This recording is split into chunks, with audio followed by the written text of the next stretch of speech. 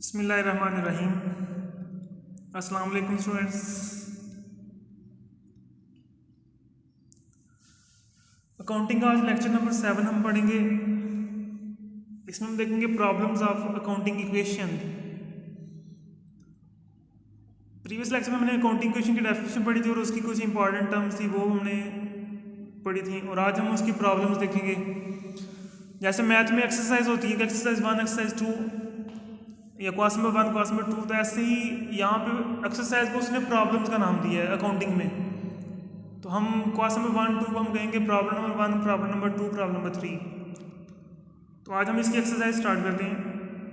Accounting equation problem chapter 2 की हम शुरू करेंगे। तो सबसे पहला क्वेश्चन है इसमें, प्रॉब्लम नंबर 1 है इसमें, show the effect of following transactions on accounting equation. कि नीचे जो ट्रांजैक्शंस दी हैं, नीचे जितनी भी उसने स्टेटमेंट्स लिखी हुई हैं 1, 2, 3, 4, 5, हर एक जो लाइन है, हर एक जो स्टेटमेंट है वो ट्रांजैक्शन होगी, उसको हम ट्रांजैक्शन का नाम देंगे। और हर ट्रांजैक्शन के जो है ना वो 2 इफेक्ट होंगे, कम से कम 2 इफेक्ट जरूर होते हैं। तो सबसे पहले क्वेश्चन देखते हैं क्या है। फर्स्ट ट्रांजैक्शन देखें, उसने लिखा Mister Ali started business with cash RS 84,000। Mister Ali ने 84,000 से कारोबार शुरू किया है।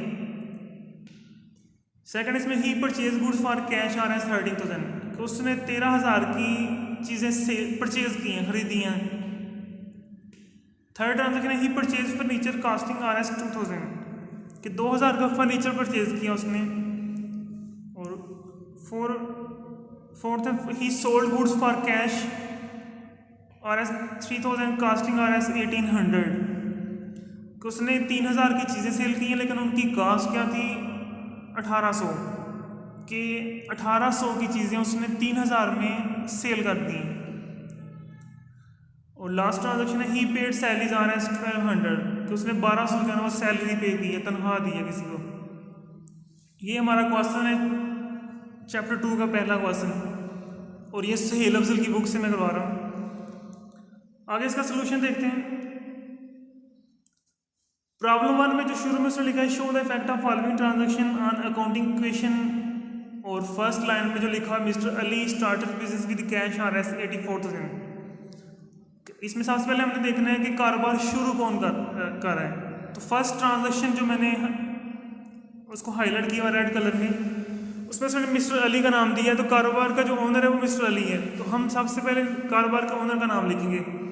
उसके बाद देखा जाता है कि जो चीज़ हमने बनानी है, जो प्रिपेयर कर रहे हैं, जैसे उसने लिखा है कि अकाउंटिंग इक्वेशन हम इसमें बनाएंगे, तो हम सेकंड अकाउंटिंग इक्वेशन लिखेंगे।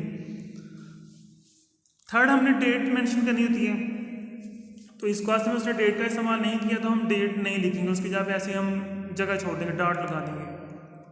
तो इसी का आगे मैं फॉर्मेट बताता हूँ कि किस तरह इसको हमने स्टार्ट करना है। सबसे पहले हम लिखेंगे नेम ऑफ कंपनी, कि जो कारोबार शुरू कर रहा है उसका नाम या कंपनी का नाम। तो उसने क्वेश्चन में मिस्टर अली लिखा हुआ था, तो हम सबसे पहले उसका नाम लिख देंगे। सेंटर में इसका जो है नाम लिखा जाएगा। और नेक्स्ट इसमें जो चीज़ हम बनानी है वो लिखेंगे, जैसे हम अकाउंटिंग इक्वेशन बनाएंगे तो सेकंड हम अकाउंटिंग इक्वेशन लिखेंगे इसमें। थर्ड हमने डेट लिखनी होती है कि किस महीने की हम बना रहे हैं, हर महीने में हमने इसको बनाना होता है, तो उसके हम डेट इस तरह लिखेंगे फॉर द मंथ एंडिंग। और आगे मैंने डॉट लगा दी, इसका मतलब कि यहाँ पे कोई भी डेट होगी वो हम मेंशन कर देंगे, कि जनवरी 1 है या फरवरी मार्च कुछ भी हो वो हम यहाँ पे लिख देंगे। तो फर्स्ट क्लास में कोई नहीं थे हम, तो उसकी जगह हम डॉट का इस्तेमाल करेंगे। नेक्स्ट हमने इसका देना आगे फॉर्मेट स्केच, कि इसका कोई भी क्वेश्चन शुरू करने के लिए हमने एक टेबल बनाना होता है। तो वो टेबल किस तरह का होगा वो मैं बताता हूँ आपको। ये जो अभी जो टेबल शो है इस तरह का हम एक टेबल बनाएंगे, तो इसमें वो हम इक्वेशन लिखेंगे assets is equal to liabilities plus owners equity, कि वही जो इक्वेशन आप लोगों ने पिछले लेक्चर में पढ़ी थी वो हम सबसे पहले इसमें लिखेंगे। और इस तरह का एक फॉर्मेट हम बना लेंगे जो हमारे सामने अभी। अब हम क्वेश्चन स्टार्ट करते हैं पहली ट्रांजैक्शन से। पहली ट्रांजैक्शन देखें जो मैंने हाईलाइट किया है, mister Ali started business with cash RS 84,000, 84,000 से उसने कारोबार शुरू किया है, 84,000 से उसने कारोबार शुरू किया है। अब इस ट्रांजैक्शन के इफेक्ट देखने हैं कि इसका क्या इफेक्ट हो रहा है।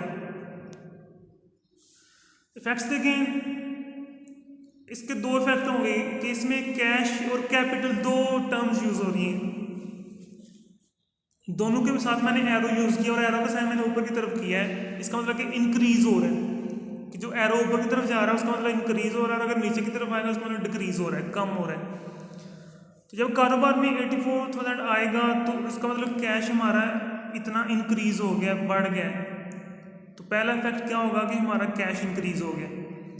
सेकंड क्या हो रहा है, कारोबार के ओनर की तरफ से बिजनेस में कोई चीज़ आ रही है, बिजनेस में कैश आ रहा है, तो जो कारोबार की तरफ से कोई भी चीज़ आए तो उसको हम कैपिटल का नाम देते हैं, तो साथ ही उतना कैपिटल भी इंक्रीज हो गया। तो इस ट्रांजैक्शन के दो इफेक्ट क्या होंगे कि कैश और कैपिटल दोनों इंक्रीज हो रहे हैं, दोनों में इजाफा हो गया। अब इनको हमने उस टेबल में किस तरह मेंशन करना है वो देखते हैं। ये हमारे पास फॉर्मेट है अकाउंटिंग इक्वेशन का। तो सबसे पहले हम लिखेंगे सीरियल नंबर। सीरियल नंबर में नंबरिंग आ जाएगी कि ट्रांजैक्शन 1 है, 2, 3, 4 कौन सी हम। उसके बाद हम लिखे एसेट्स के नीचे हमने जो असासाजात लिखे पढ़े थे हमने पिछले लेक्चर में, उसमें मुख्तलिफ हम नाम थे, cash in hand, cash at bank, debtors, account receivable, land, building, machinery. उनमें से कोई भी नाम होगा तो वो हमने एसेट्स के नीचे लिखना है। और आगे is equal to liabilities. Liabilities जो हमने पढ़ी थी, creditors, bill payable, bank loan, bank overdraft, mortgage loan या आउटस्टैंडिंग एक्सपेंसेस, उनमें से कोई भी नाम होगा तो वो हमने लाइबिलिटीज के नीचे लिखना है। और ओनर्स इक्विटी के नीचे आ जाएगा कैपिटल। तो फर्स्ट ट्रांजैक्शन में दो चीज़ें थी, कैश और कैपिटल। तो कैश किस में आएगा, एसेट्स में। तो सबसे पहले हम लिखेंगे कैश, उसके बाद आएगा कैपिटल। तो कैपिटल किस में हम लिखेंगे, ओनर्स इक्विटी में। तो ओनर्स इक्विटी के नीचे कॉलम बना देंगे हम कैपिटल का। अब हम सीरियल नंबर में लिखेंगे, नंबर देंगे पहले ट्रांजैक्शन का, ट्रांजैक्शन नंबर 1, और कैश में हम प्लस कर देंगे 84,000। तो ये सीरियल नंबर में नंबर हम 1 लिखा है और आगे कैश के नीचे लिख दिया हमने 84,000 कि इतना कैश आ गया हमारे पास। और साथ हमारे उसके साथ ही जितना कैश आया उतना ही कैपिटल भी बढ़ गया है ओनर का, तो उतना ही हम कैपिटल में भी प्लस कर देंगे। तो 84,000 कैपिटल में भी प्लस हो जाएगा। तो ये पहली ट्रांजैक्शन के दो इफेक्ट हो गए, कैश और कैपिटल दोनों में इजाफा हो गया। अब नेक्स्ट देखते हैं सेकंड ट्रांजैक्शन।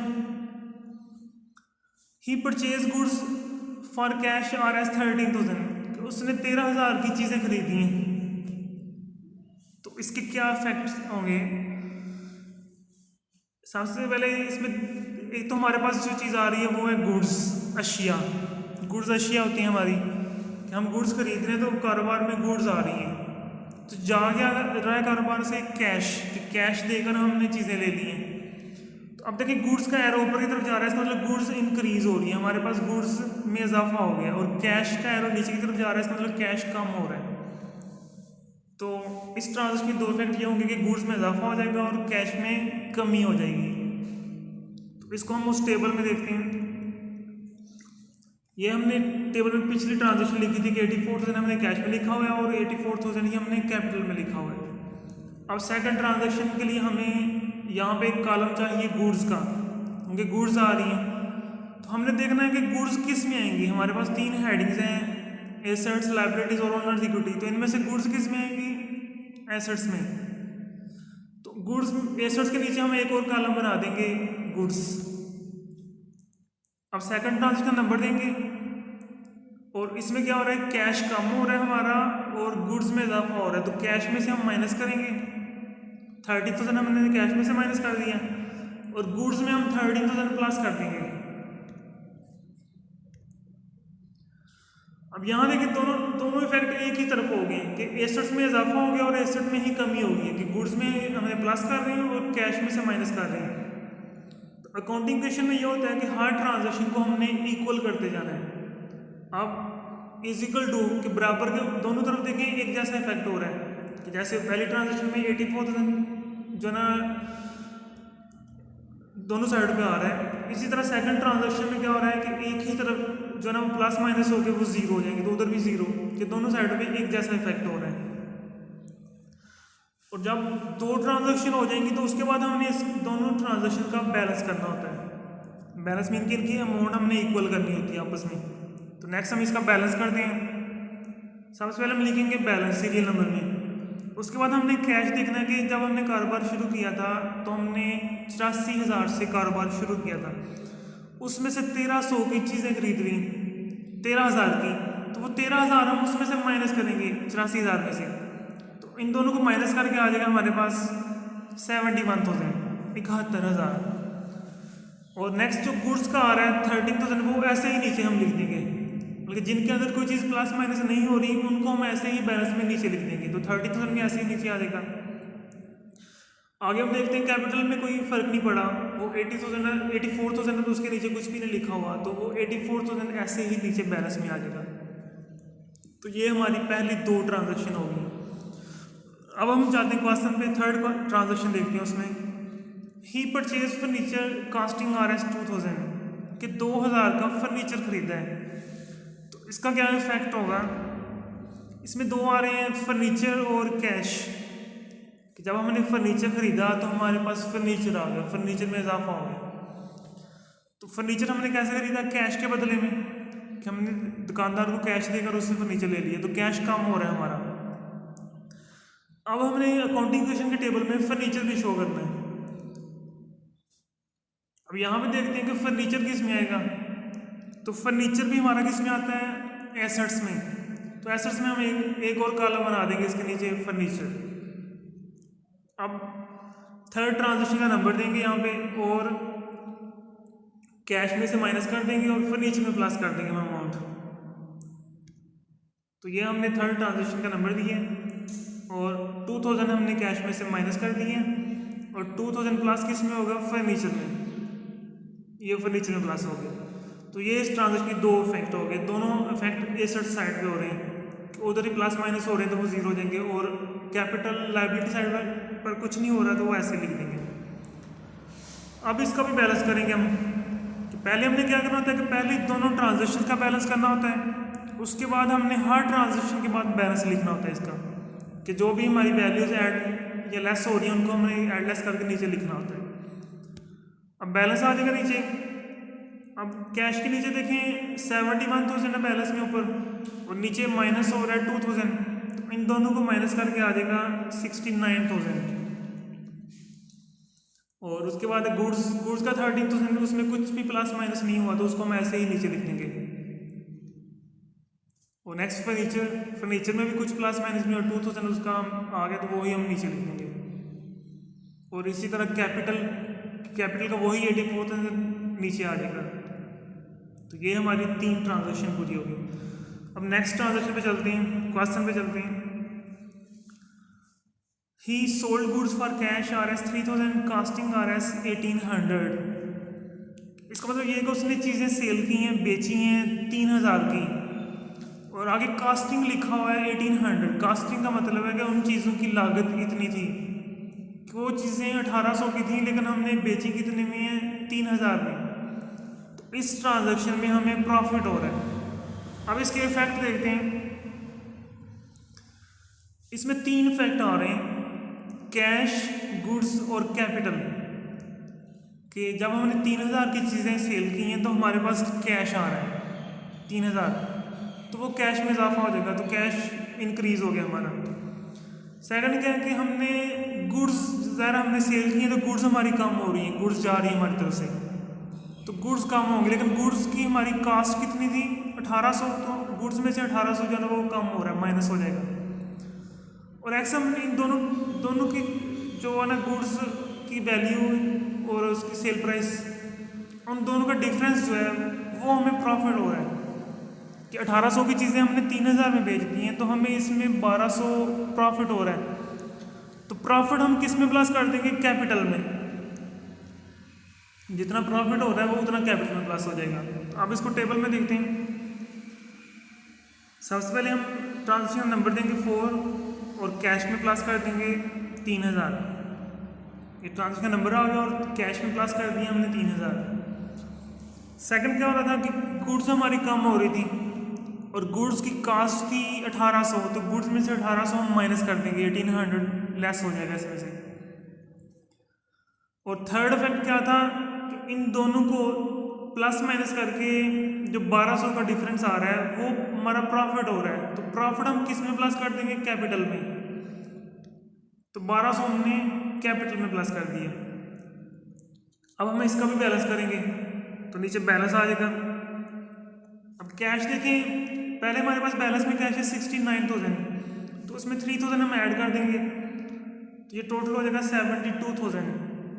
और नेक्स्ट गुड्स देखें, 13,000 की गुड्स ही हमारे पास, उसमें से 1,800 की हमने सेल कर दी, तो गुड्स हमारी कम होगी। 13,000 में से 1,800 हम माइनस करेंगे तो हमारे पास रह जाएगा 11,200। और फर्नीचर हमारा उतना ही रहेगा जितना है 2,000 का। और नेक्स्ट कैपिटल भी इंक्रीज हो गया इसमें कि हमने प्रॉफिट ऐड किया उसके अंदर।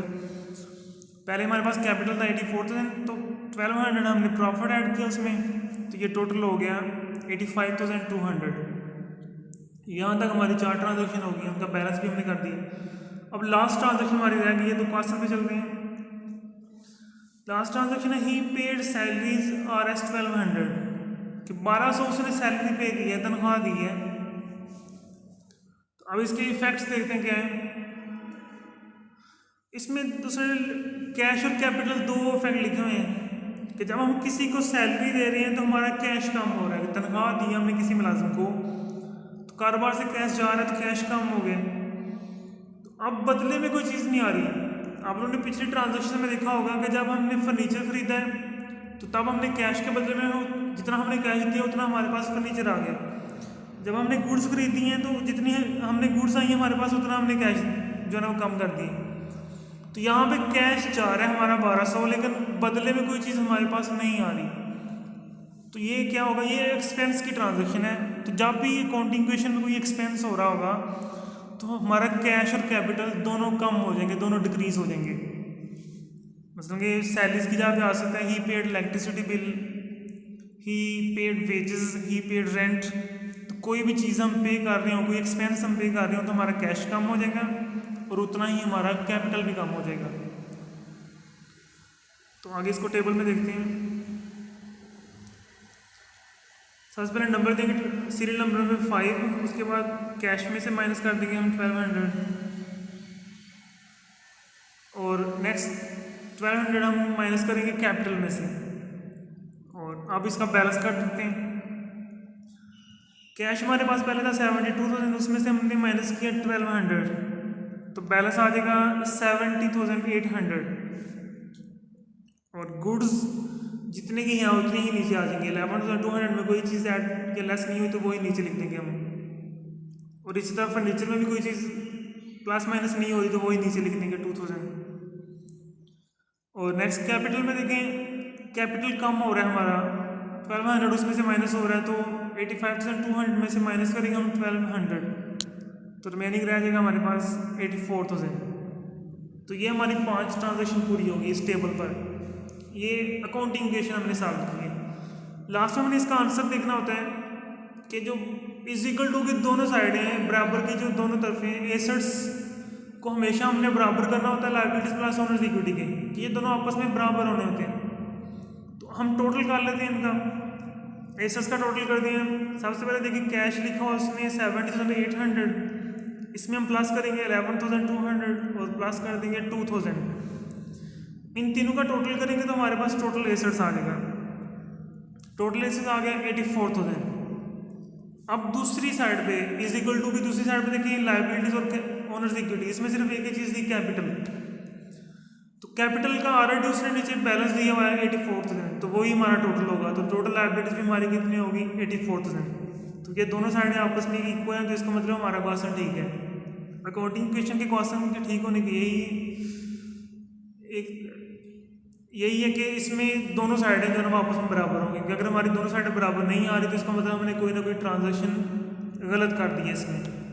तो इसमें हमेशा दोनों साइडें बराबर आनी चाहिए। तो ये हमारा आज का लेक्चर ख़त्म हुआ। अल्लाह हाफिज़।